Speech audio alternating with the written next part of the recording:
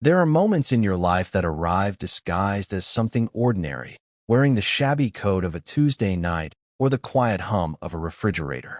They do not announce themselves with thunder or fanfare. They simply are. And then, much later, when you are tracing the map of your own history, you see it. The precise point where the landscape shifted, where the river of your life bent in a new, irrevocable direction. For me, that moment smelled like old books and the lavender detergent Julian used, and it was shaped by the weight of his head on my shoulder, a pressure so profound it felt like it was rearranging my bones. He was asleep, or pretending to be, and I was wide awake, cataloging the cartography of his breathing. It was just a Tuesday, just a movie we had both seen a dozen times flickering on the television, but I knew, with a certainty that was both terrifying and holy, that the quiet architecture of my world was being demolished and rebuilt, all in the space of a single, surrendered breath.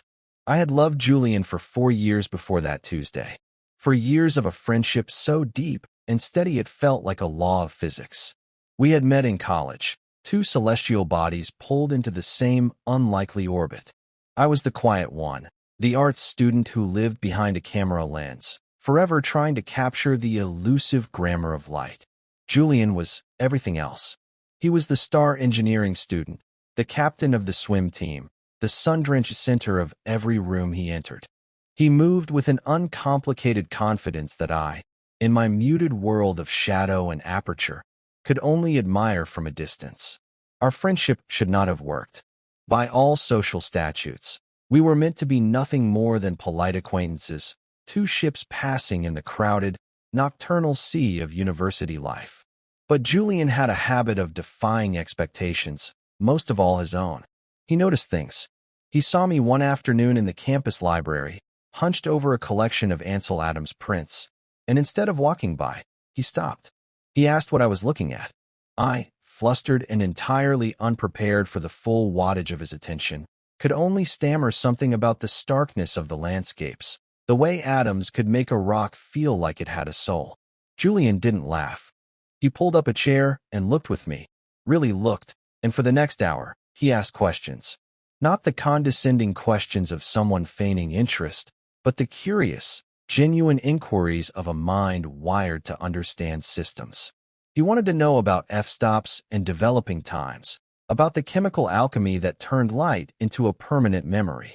He saw my world not as a strange and frivolous hobby, but as another kind of engineering, a different set of equations used to solve for beauty.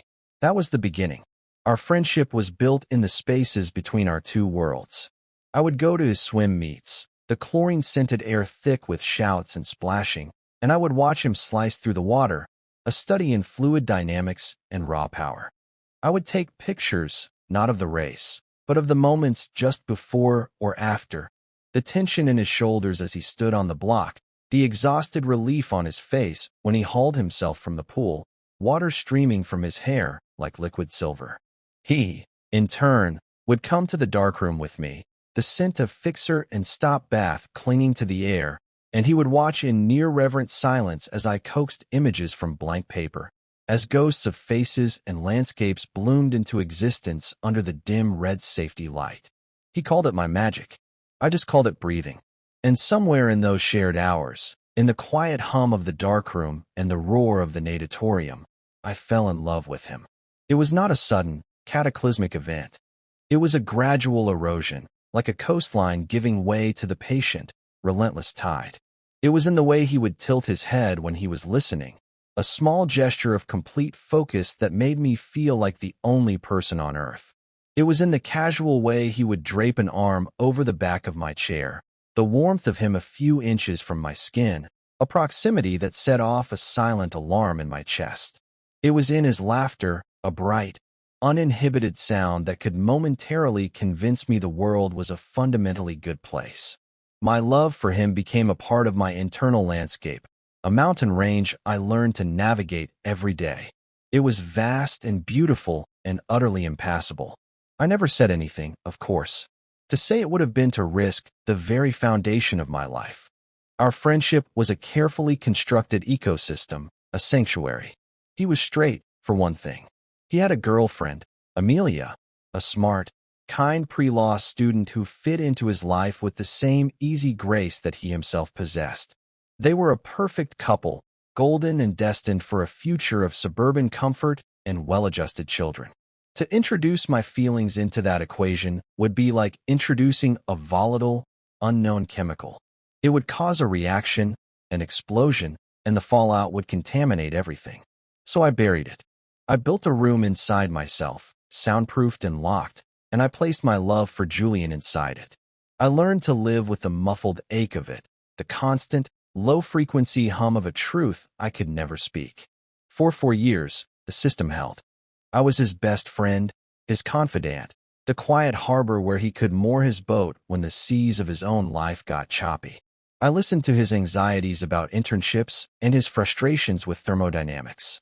I was the one he called when he and Amelia had a fight, the neutral territory where he could vent and sort through his thoughts without judgment. I played my part so well I sometimes even convinced myself it was all I ever wanted. I became an expert in the art of loving from a safe distance, of transmuting the raw material of my affection into the acceptable currency of platonic support.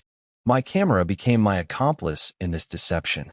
Through its lens, I could stare at him for as long as I wanted. I could study the curve of his smile, the way a stray lock of dark hair fell across his forehead, the constellation of freckles across his nose. I could capture him, possess him in a way, on silver gelatin paper. The photographs were my unsent love letters, a silent, secret testament to the geography of my heart. Then came the shift. It began not with a bang, but with a slow, grinding pressure.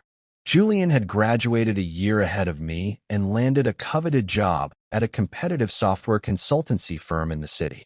It was everything he had worked for, a world of complex problems and elegant code, but it was also a crucible. The hours were brutal, the expectations astronomical. He was running on a cocktail of caffeine and ambition, and the brilliant light I had always associated with him began to flicker, to dim around the edges. He and Amelia were fighting more, their arguments circling the drain of his absence. He was a ghost in their relationship, a phantom presence at the dinner table, his mind perpetually elsewhere, lost in the labyrinthine corridors of his latest project. The catalyst arrived in the form of a project code-named Odyssey. It was his white whale, a massive, sprawling piece of software for a major financial client that had become an all-consuming obsession. For 3 months, he practically lived at his office. He grew thin, his face etched with a permanent exhaustion that his usual easy smile could no longer hide. When we did manage to talk, his voice was frayed, stretched thin over the wires of stress. I was his designated sounding board, the one person he could complain to without feeling like he was failing. I listened to him talk about server-side architecture and integration failures, about the impossible deadlines and the relentless pressure from his superiors. I didn't understand half of it, but I understood the language of burnout. I understood the sound of a man being worn down to his foundations. The project crashed. It did not just fail. It failed spectacularly, publicly, taking months of work and a significant chunk of the client's goodwill with it. The fallout was immediate and brutal. And in the middle of that professional implosion, Amelia left him. I got the call late one night. It was not a call, really, so much as a single, ragged word. Leo. His voice was hollowed out, a raw, scraped sound I had never heard before. I was out of my apartment in 5 minutes.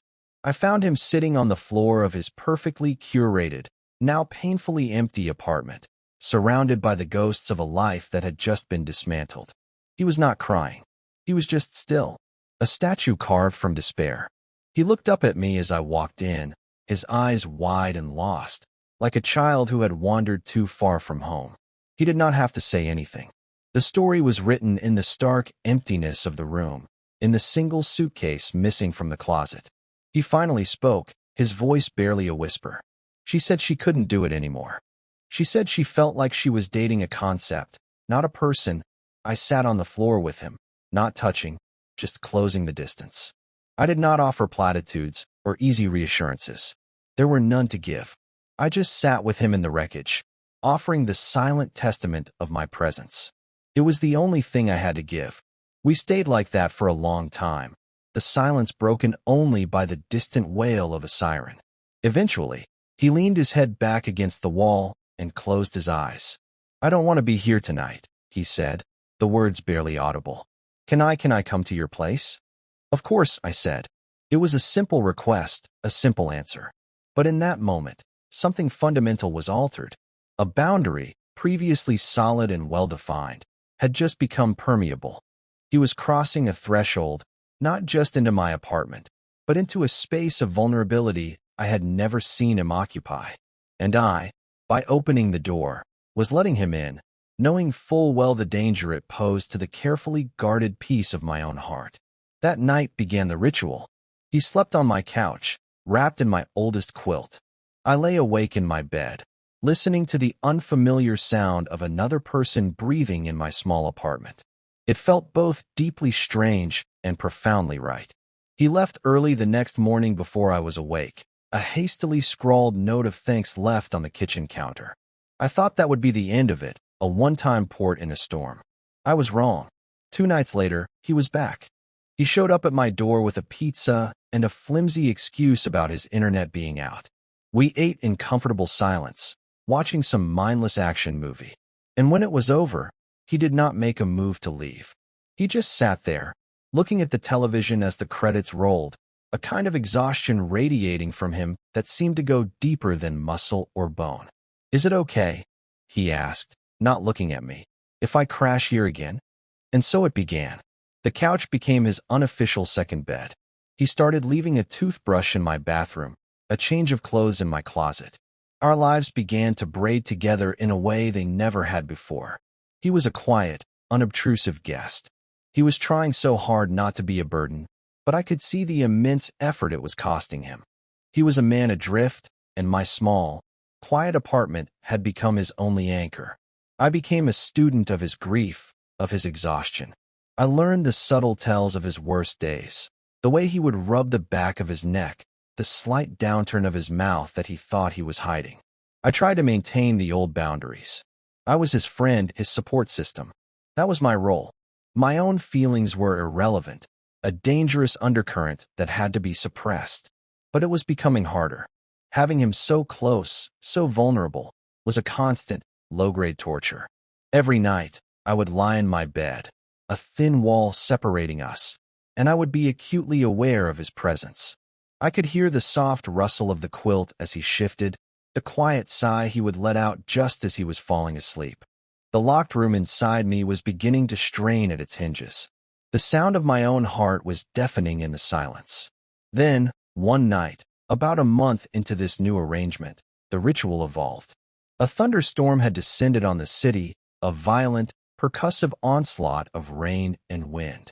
The power flickered and died, plunging my apartment into a sudden, deep darkness.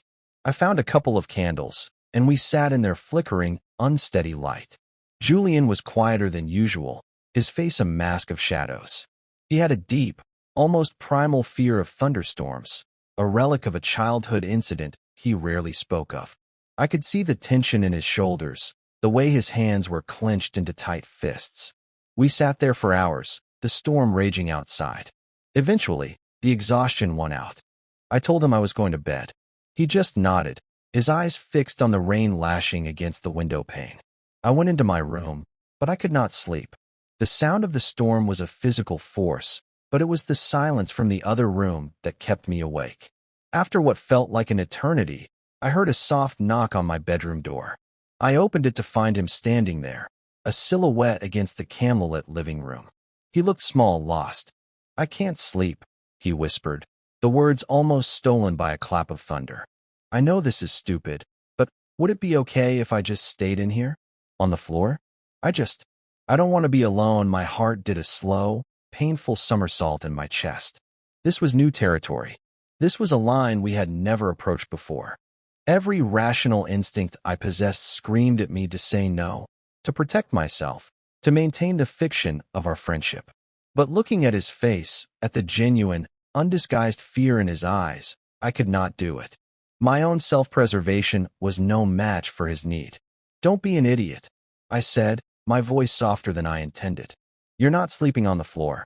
The bed's big enough. The silence that followed was charged with 1,000 unspoken questions. He just stood there for a moment, and in the flickering light, I saw a wave of something. Relief, gratitude, something more complex, wash over his features. He nodded slowly, a small, almost imperceptible movement. He slipped into the bed beside me, keeping a careful, deliberate distance between us. The mattress dipped with his weight. The air was thick with a new kind of tension. I lay on my side, facing away from him, my entire body rigid. I was hyper-aware of everything. The warmth radiating from him across the small gulf of sheets, the sound of his breathing, so close now it seemed to be inside my own head. This was a dangerous, beautiful, impossible place to be. I was lying next to the one person in the world I wanted most, and I had to pretend it meant nothing. I had to pretend my heart was not trying to beat its way out of my ribcage. I do not know how long we lay there in that tense, silent darkness. It could have been minutes or hours. The storm continued its assault on the city outside, a fitting soundtrack for the tempest inside me. I was just beginning to think he might have fallen asleep when I felt a tentative touch on my back. It was not a caress, just the barest pressure of his fingertips. "Leo," he whispered, his voice a low vibration in the dark. "Yeah." I managed my own voice tight. There was a long pause. I could feel his hesitation, a palpable thing in the air between us. "Thank you," he said finally. It was such a simple phrase, but it was freighted with a weight of meaning I could not begin to decipher. I did not know how to respond, so I said nothing. I just lay there, feeling the faint warmth of his hand through my shirt, and listened to the rain. Sometime after the storm had exhausted itself and moved on, I finally fell into a fitful, dream-haunted sleep. When I woke up, the sun was streaming through the window, and his side of the bed was empty. He was gone, but the faint indentation of his head was still on the pillow next to mine, a silent testament to the night the rules had been irrevocably broken. That night became the new template. He stopped sleeping on the couch. It was an unspoken agreement. He would arrive late, we would watch something or talk quietly, and then we would go to my room. He always maintained that careful distance, always stayed on his side of the bed as if a line had been drawn down the middle. But his presence was a constant, a warm, solid reality in the dark. It was a sweet kind of agony. I was getting everything I had ever wanted, but in a form I could not acknowledge. It was a phantom limb, a love I could feel with perfect clarity but could not touch. I became an obsessive interpreter of his every micro-expression, his every gesture. I was like a cryptographer trying to decipher an ancient, unknown language. What did it mean when his foot brushed against mine in the middle of the night? Was it an accident or something more? What did the lingering look in his eyes mean when he said good night? Was it just gratitude, or was I seeing a reflection of my own longing? I was living in a world of ambiguity, a gray, foggy landscape where every sign could be read in two different ways. My hope was a fragile, desperate thing, a weed growing in the cracks of our strange new intimacy. My photography changed. I stopped taking pictures of him. The act of looking at him through a lens, once a source of secret comfort, now felt too painful, too direct. It was one thing to capture the image of a friend I loved from afar. It was another to try and capture the man who slept in my bed every night. A man who was both closer to me than anyone had ever been and, simultaneously, universes away. Instead, I started taking pictures of the evidence of him. The rumpled sheets on his side of the bed in the morning light. The coffee mug he used, left by the sink. The paperback he was reading, left face down on the arm of the couch, its spine broken. These were the artifacts of our shared life, the tangible proof of his presence. They were quiet, melancholic images, full of a sense of absence and presence all at once. They were pictures of my own yearning. This delicate, unspoken truce continued for weeks, stretching into a new season. The leaves outside my window turned from green to a riot of gold and crimson. The air grew crisp. Our ritual was as much a part of my daily life as breathing. He was slowly starting to heal. The raw, hollowed-out look in his eyes was replaced by a familiar spark. He started talking about the future again, about new projects at work, about things other than his failure and his heartbreak. He was rebuilding himself, piece by piece, and I was the quiet construction site where this work was being done. I was happy for him, truly. But a selfish, terrified part of me wondered what would happen when he was whole again. When he no longer needed this sanctuary, would he still need me? The thought was a cold knot of dread in my stomach. The crossing happened on a Thursday. There was nothing special about the day. It was ordinary, unremarkable. He had come over after a long day at work, and we were lying in bed, reading in a comfortable, practiced silence. The only light came from our two small bedside lamps, casting pools of warm, yellow light on our respective pages. For the first time in a long time, the tension between us felt different. It was not the anxious, uncertain tension of the first few nights. It was a softer, heavier thing, a sense of imminence, like the air before a storm. He put his book down on his chest and sighed. I kept my eyes on my own book, but I was no longer reading the words. My senses were entirely focused on him. I could feel his gaze on me. "Leo," he said, his voice quiet. I finally looked up from my book and met his eyes. The space between us, that carefully maintained no man's land, suddenly felt charged, electric. His expression was one I had never seen before. It was open, vulnerable, and deeply uncertain. It was the face of a man standing on the edge of a cliff. "What's on your mind?" I asked, my voice betraying none of the chaos erupting inside me. He was silent for a long moment, just looking at me. It felt like he was trying to read something in my face, searching for a permission he was afraid to ask for. He took a breath, a small, shaky thing. "Would it be okay?" he began, his voice barely a whisper, a thread of sound in the quiet room. He paused, and I saw him swallow. "Would it be okay if I kissed you?" The world stopped. The question hung in the air between us, shimmering and terrifying. It was the sound of a key turning in the lock of the room I had built inside myself all those years ago. It was the sound of the dam breaking. My mind went completely blank. Every witty retort, every gentle deflection, every carefully constructed defense I had ever imagined for a moment like this evaporated. All that was left was the raw, thudding truth of my own heart. He must have seen the shock on my face, the utter paralysis, because a flicker of panic crossed his own. "Forget it," he said quickly, starting to sit up, to retreat. "I'm sorry, I shouldn't have." And in that moment, something in me broke free. The fear, the years of self-denial, it all fell away, and all that remained was a fierce, desperate need not to let this moment pass, not to let him retract it. Before I could think, before I could second-guess myself, I reached out and put my hand on his arm. "Julian," I said, and my own voice sounded strange to me. It would be okay, his name. And then my answer. The relief that washed over his face was so profound it was like watching the sun rise. He moved slowly, tentatively, as if he was afraid I might bolt. He leaned over the space between us, closing the gap that had defined our relationship for so long. He brought his hand up to my face, his thumb tracing the line of my jaw with a feather-light touch.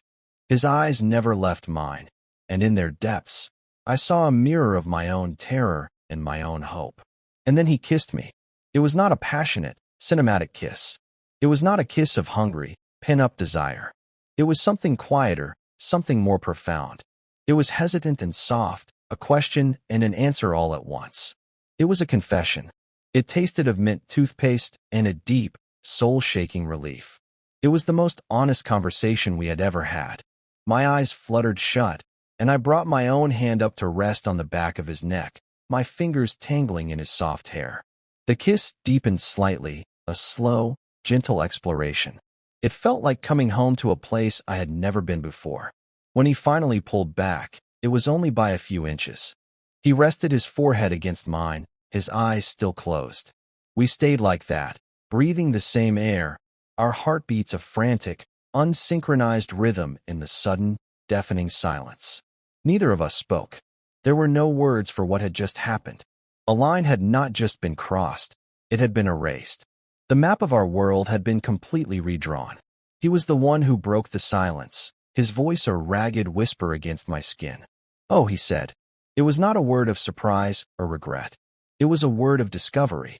The sound of a man finally understanding a language he had been hearing his entire life without ever knowing what it meant. And in that single, breathy syllable, I felt the fragile, terrifying bloom of a new beginning.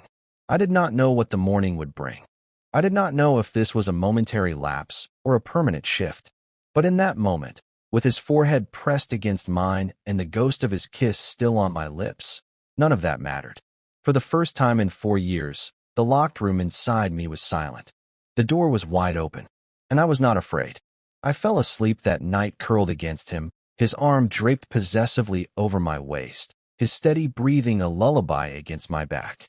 It was the deepest, most peaceful sleep I had had in years. I woke to the gentle gray light of dawn filtering through my window, and for a blissful, disoriented moment, I felt a sense of profound rightness. The warmth of him was a solid presence behind me, the weight of his arm a comforting anchor. I allowed myself a small smile, a quiet moment of pure, unadulterated hope. This was real. It had happened. Then I turned, slowly, so as not to wake him, and I found his side of the bed empty. The sheets were cold. A cold dread, sharp and immediate, pierced through the warm haze of my sleep-addled contentment. I sat up, my heart beginning a frantic, panicked tattoo against my ribs. I looked around the room. His book was gone from the nightstand. His shoes were gone from their place by the door. I threw back the covers and walked into the living room. The apartment was still and silent. The coffee mug he always used was not by the sink. His jacket was not on the back of the chair. He was gone. He had not just woken up early and left for work. He had erased himself. He had crept out of my apartment in the pre-dawn darkness like a thief, taking my fragile new hope with him. I tried to rationalize it. He had an early meeting. He did not want to wake me. But I knew, with a sickening certainty that settled deep in my gut, that it was not that simple. This was not a quiet exit. It was a retreat. A full-scale, panicked flight. I picked up my phone. No text. No missed call. Just silence. I sent a simple message. Hey, you left early. Everything okay? I stared at the screen, watching the 3 little dots that indicated he was typing appear, and then disappear. And then appear again. And then disappear for good. The message remained on read. The silence from him that day was a living entity. It was a heavy, suffocating blanket that smothered all the air in my apartment. Every creak of the floorboards, every distant siren, sounded like his return, and every time, the subsequent silence was deeper, more profound. I could not work. I could not think. I paced my small apartment like a caged animal, replaying the kiss over and over in my mind. Had I imagined the tenderness? Had I misinterpreted the vulnerability in his eyes? Had I projected my own years of longing onto a moment of simple, grief-stricken confusion? The questions were a form of self-torture. I had allowed myself one night of unguarded hope, and the price was this excruciating uncertainty. I felt like a fool. He did not show up that night. Or the next. My texts went unanswered. My calls went straight to voicemail. It was as if the last 2 months had never happened. The ritual was broken, the sanctuary dismantled. The empty space on the other side of my bed was a gaping wound. The silence from Julian was no longer just an absence of sound. It was a statement. It was a wall he was building between us, brick by painful brick. And I had no idea why. The man who had sought refuge in my home, in my bed, was now treating me like a stranger, a threat. The whiplash was dizzying, nauseating. After 3 days of this agonizing silence, something inside me shifted. The hurt and confusion began to curdle into a quiet, simmering anger. Not a hot, explosive anger, but a cold, heavy frustration. He did not get to do this. He did not get to initiate something so profound, to open that door, and then simply vanish without a word of explanation. I deserved more than that. Our friendship, whatever it was now, deserved more than that. He had come to me in his moment of crisis, and I had given him everything I had. My time, my space, my unwavering support. I had held him together while he was falling apart. And this was my reward? To be ghosted, to be left dangling in a state of suspended emotional animation? No, I knew where he would be. On Sunday mornings, he always went to the university pool for a long, solitary swim. It was his own form of meditation, the one place he went to clear his head. It was time for a confrontation. Not a fight, but a demand for honesty. I could handle rejection. I had lived with the prospect of it for years. What I could not handle was this cowardly, deafening silence. The natatorium was almost empty, the vast, echoing space smelling sharply of chlorine. The water in the Olympic-sized pool was a placid, brilliant blue. And there he was, a lone figure cutting through the water, lap after relentless lap. I watched him from the bleachers, his powerful, rhythmic strokes a familiar sight. But from this distance, he looked different. He looked like he was trying to outrun something. I waited until he finished his set, until he hauled himself out of the water, breathing heavily, and sat on the edge of the pool, his head in his hands.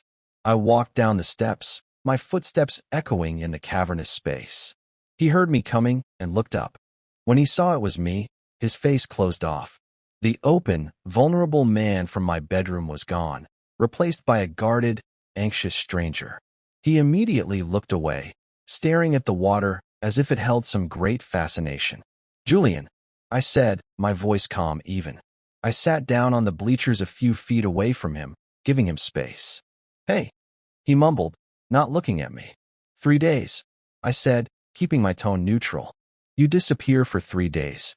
No calls, no texts. You just vanish. I thought something had happened to you. I've been busy," he said, the lie so flimsy it was insulting. "Work's been crazy." A flare of that cold anger sparked in my chest. "Do not do that," I said, my voice dropping. "Do not lie to me. Not after everything. I deserve better than that from you." That got his attention. He finally turned to look at me, and I saw the conflict warring in his eyes. He looked exhausted, and underneath that, he looked scared. He looked like a cornered animal. "I don't know what you want me to say, Leo," he said, his voice strained. "I want you to tell me what happened," I said, my voice softening slightly. I was not here to attack him. I was here for the truth. Thursday night happened, and then Friday morning, you were gone. I just want to understand why." He ran a hand through his wet hair, agitation radiating from him. He stood up and started pacing the wet tiles of the pool deck. "It was a mistake," he said, the words clipped harsh. I was a mess. You know that. I was lonely and confused, and I leaned on you too much. I crossed a line. It shouldn't have happened. I'm sorry." Every word was a perfectly aimed blow. A mistake. He was reducing that kiss, that moment of crystalline honesty, to a symptom of his own grief. He was invalidating everything. He was trying to put us back in our old, safe boxes, but the boxes had been shattered. The hurt was so sharp, so acute, it almost took my breath away. But I refused to let him see it. I held his gaze, my own expression unreadable. "A mistake," I repeated quietly. "So that's all it was to you? A moment of weakness? A regrettable impulse?" "Yes," he insisted, but his eyes darted away from mine as he said it. He could not even look at me. "Leo, we're friends. Best friends. I messed that up. I want to go back to how things were." "We can't," I said, the words coming out with more force than I intended. "You don't seem to understand that. You can't kiss me like that, and then pretend it didn't happen. You don't get to use me as your emotional life raft, and then just discard me when you get close to shore. That's not how friendship works. That's not how any of this works." He finally stopped pacing and faced me, his face a mask of frustration and something else, something that looked a lot like desperation. "Then what do you want from me?" he almost shouted, his voice echoing off the water. "The truth," I shouted back, my own control finally snapping. I stood up, my fists clenched at my sides. "I want the actual, honest-to-God truth, Julian. For once, just stop running and tell me the truth. Why did you really run away?" He stared at me, his chest rising and falling rapidly. The silence stretched between us, thick with unspoken things. And then, I saw his defenses crumble. The anger, the frustration, it all just drained out of him, leaving him looking young and utterly lost. His shoulders slumped. He sank back down onto the edge of the pool, his face in his hands again. His voice, when it came, was muffled, broken. "Because it wasn't a mistake," he whispered. I held my breath. That's the problem, he continued, his voice thick with a strangled emotion. I kissed you, and it felt right. It felt more real than anything I've felt in a very long time. And that terrifies me, Leo. I don't know what it means. I've spent my entire life on this one, straight track. I had a plan. College, job, Amelia, marriage, future. It was all laid out. And now, none of it makes sense anymore. I look at you, and I feel something. Something I don't have a name for. It's not just gratitude. It's more. And I am so scared of it I can't breathe. He finally looked up at me, and his eyes were glistening with unshed tears. The raw, unfiltered honesty of his confession hit me with the force of a physical blow. All the anger, all the hurt I had been feeling, just dissolved, replaced by a wave of overwhelming empathy. He had not run away from me. He had run away from himself. I walked over and sat down next to him again, the wet concrete cold beneath me. This time, I closed the distance. I put a hand on his shoulder, and I felt him tremble slightly at the contact. You think I'm not scared? I said softly. He looked at me, his expression full of surprise. Julian, I have been in love with you for 4 years. I have been living with this, terrified of it, for so long I can't even remember what it feels like not to be. So yes, I understand being scared. But hiding from it, pretending it doesn't exist, that doesn't work. Trust me, all it does is leave you alone in the dark. His eyes widened, searching my face. The confession, my own confession, hung between us. It was a truth I had guarded for so long, and now it was out, simple and unadorned. A look of dawning comprehension spread across his features, as if years of small, insignificant moments were suddenly snapping into a new, coherent picture. The way I looked at him, the reason I was always there, it was all being recontextualized in his mind. You, he started, his voice cracking. All this time, I just nodded, unable to speak past the lump in my throat. He let out a long, shuddering breath, a sound that was half sob, half laugh. He shook his head slowly, a look of wonder and disbelief on his face.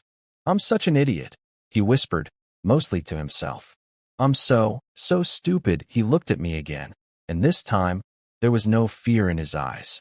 There was just a deep, aching regret. All this time I was drowning, and you were right there.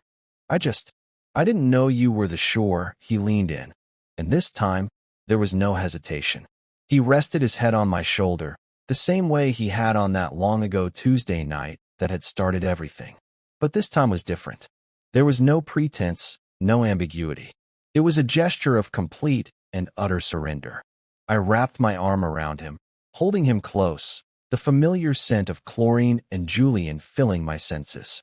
We sat there for a long time, in the quiet, echoing cathedral of the pool, two people who had finally stopped running. The silence was no longer a weapon or a wall. It was a space for healing. It was the beginning of a new language, one we would have to learn to speak together. The days that followed were tentative, like the first steps on unsteady ground. We did not fall into an easy, immediate relationship. There was too much to unpack, too much to unlearn. Julian's confession had not been a magic wand. It was the beginning of a conversation, not the end. We talked. For the first time, we truly talked. We sat in my apartment, the place that had been our silent sanctuary, and we filled it with words. He told me about the slow, creeping loneliness he had felt even when he was with Amelia, the sense that he was playing a part he had been cast in without ever auditioning. He spoke of the confusion, the quiet, unexamined attraction he had felt towards me for years, something he had always dismissed and categorized as just part of our close friendship. He had no framework for it, no precedent. It was a foreign country on his own internal map. I, in turn, told him about my side of the story, about the years of quiet longing, the ache of watching him with someone else, the careful construction of my own emotional fortress. I told him about the photographs, my silent love letters. I even showed them to him. He looked through the box of prints with a kind of reverence, his fingers tracing the images of a younger version of himself, a man who had been loved so deeply without ever knowing it.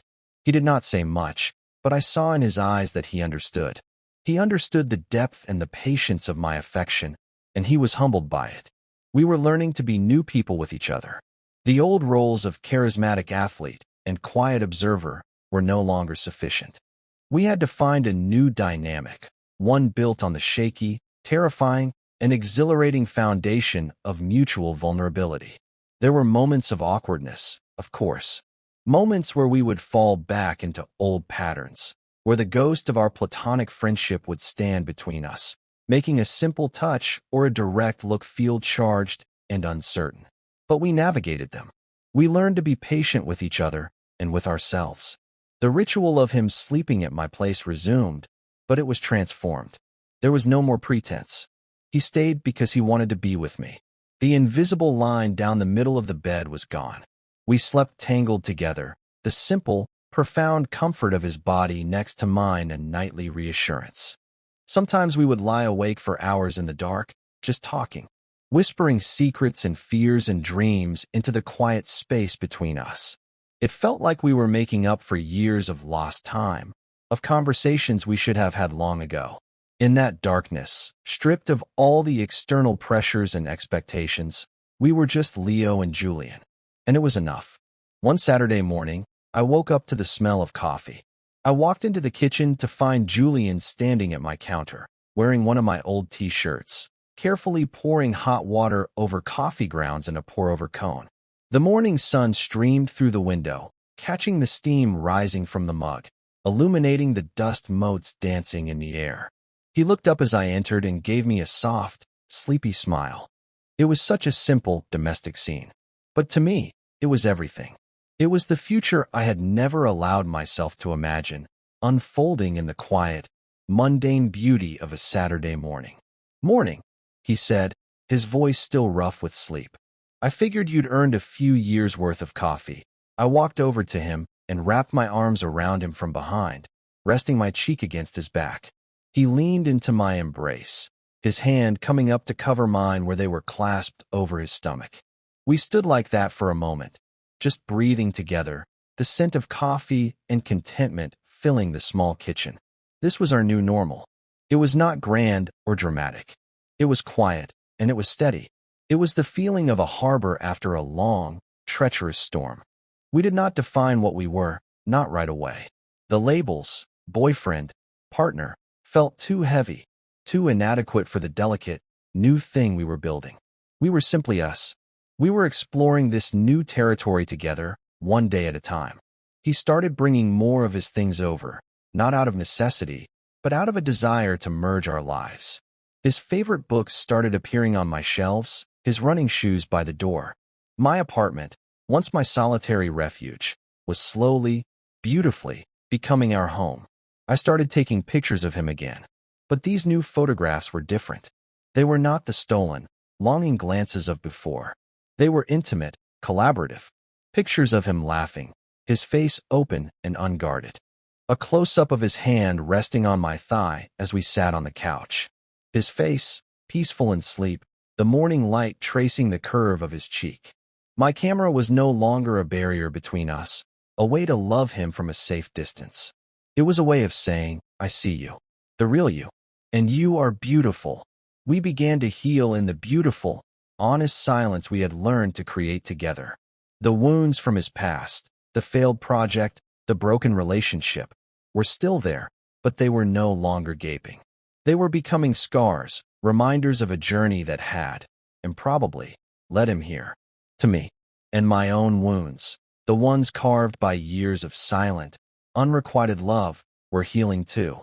The ache of his absence was replaced by the profound, comforting peace of his presence. We had both been so lonely, in our own different ways, trapped in the architecture of the lives we thought we were supposed to live. And together, we were slowly, carefully, building a new room. A room with no locked doors, a room filled with light. A room that was, finally, big enough for both of us.